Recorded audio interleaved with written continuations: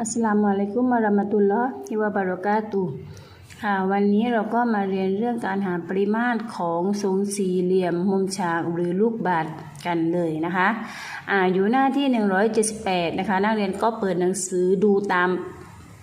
ไปด้วยนะคะทีนี้มาดูนะคะปริมาตรของทรงสี่เหลี่ยมมุมฉากหรือลูกบาศก์สามารถหาได้จากสูตรต่อไปนี้ปริมาตรของทรงสี่เหลี่ยมมุมฉากเท่ากับความกว้างคูณความยาวคูณความสูงปริมาตรของลูกบาศก์เท่ากับความกว้างคูณความยาวคูณความสูง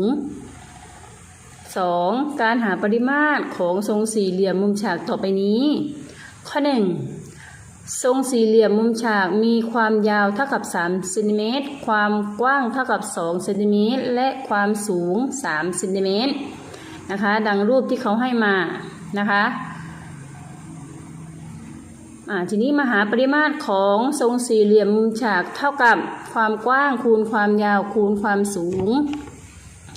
ทีนี้เราก็มาแทนค่านะคะความกว้างเท่าไหร่คะความกว้างก็เท่ากับ2คูณความยาวเท่ากับ3แล้วก็คูณความสูงก็เท่ากับ3เช่นเดียวกันนะคะการคูณเนี่ยสามารถสลับที่กันได้นะคะทีนี้มาดูเรามาคูณเลยนะคะ2คูณ3ก่อนนะคะ2คูณ3ได้6คูณ3ได้18นะคะดังนั้นปริมาตรของลูกบาศก์ขอโทษนะคะปริมาตรของทรงสี่เหลี่ยมมุมฉากเท่ากับ18ลูกบาศก์เซนติเมตรนะคะนั่นคือข้อ1นะคะทีนี้มาดูต่อข้อ2ทรงสี่เหลี่ยมมุมฉากมีความยาว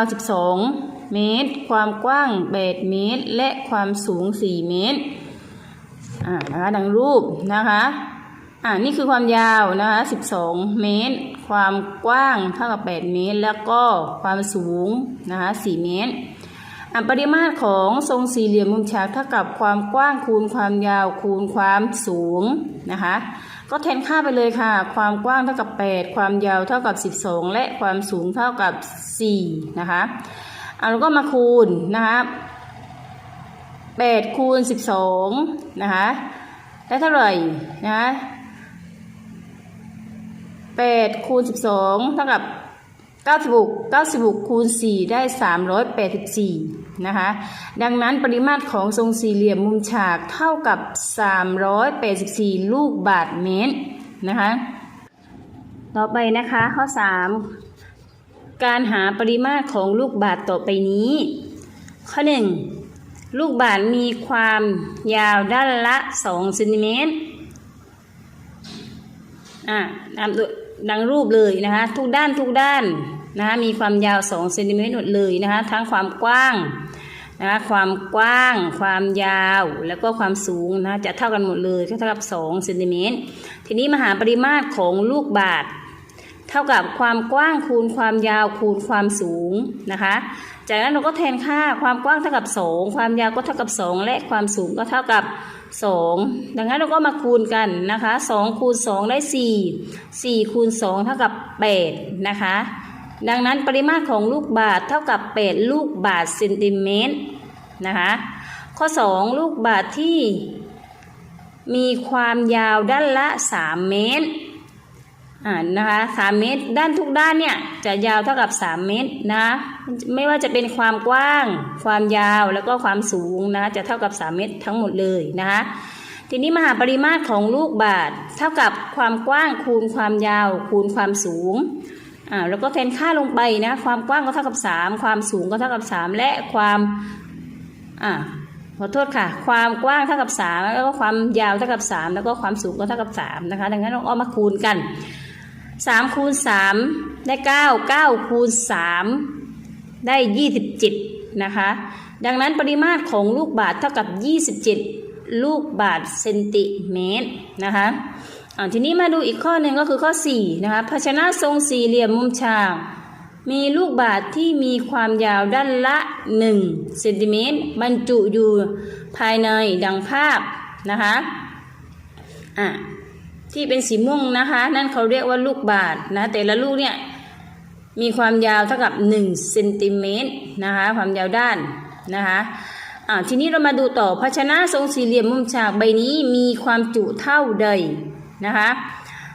เราลองดูความยาวเท่ากับ10อยู่ตรงไหนคะความยาวเท่ากับ10ตรงนี้นะคะเท่ากับ10เซนติเมตรนักเรียนมาดูว่า10นับยังไงนะคะ1 2 3 4 5 6 7 8 9 10นั่นคือความยาว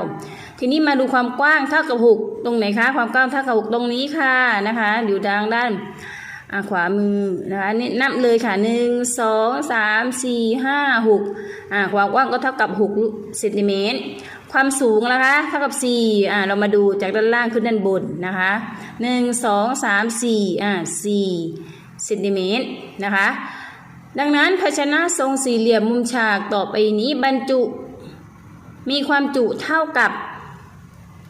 เราก็ใช้สูตรเหมือนเดิมค่ะความกว้างคูณความยาวและคูณความสูงนะคะ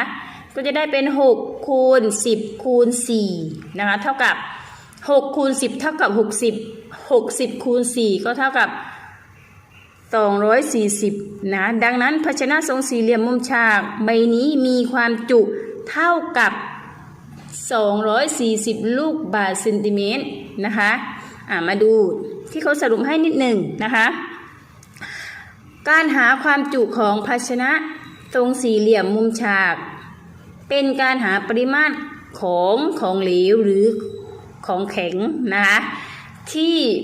ภาชนะสามารถบรรจุได้นะคะ